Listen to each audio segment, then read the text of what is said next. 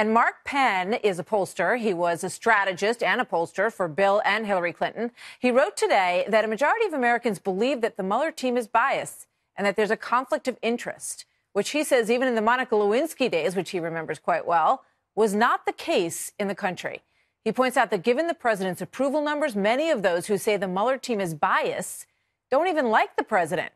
Mark joins us tonight from Washington. He's also the author of the upcoming book, Micro Trends Squared. Mark, good evening. Good to have you here tonight. You know, your numbers reveal a stunning reality that a lot of people, as I said, even people who don't like this president, are very suspicious of what's going on here.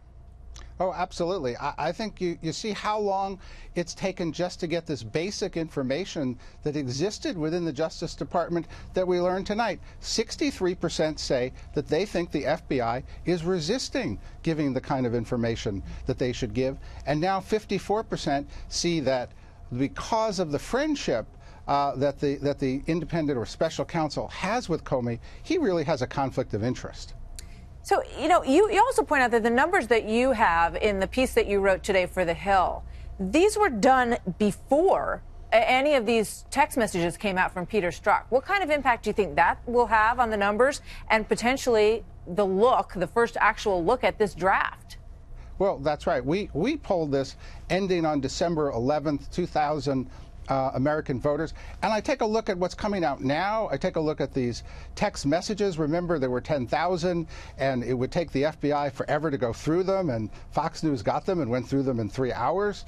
I mean, it's pretty obvious here that these text messages are only going to pile on to this growing, I think, crisis in public confidence of an operation here with a new FBI director and a special counsel that was supposed to provide more objective look at these things that were going on in our country, and the opposite seems to be happening.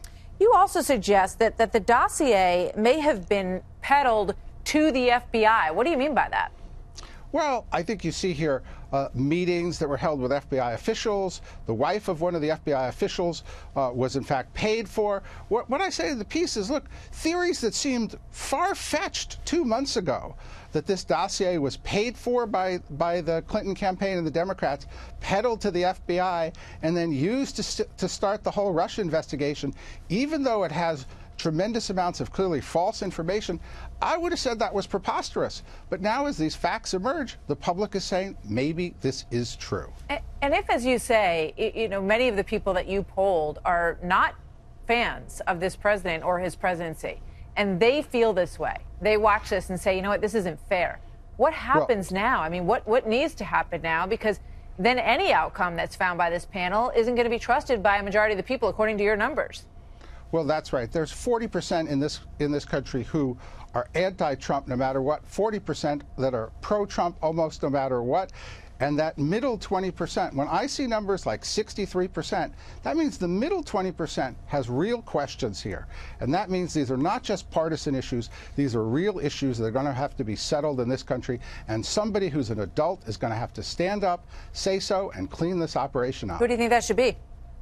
You know, either Sessions is going to have to do it or resign, or Rod Rosenstein, or Christopher Wray, one of those, or they're going to have to empower one of these independent inspector generals with real subpoena power and tough rules to get at information quickly. Something's going to have to happen here, because I don't think the current situation is tenable. Stunning. Mark Penn, thank you very much. Good to have you here tonight.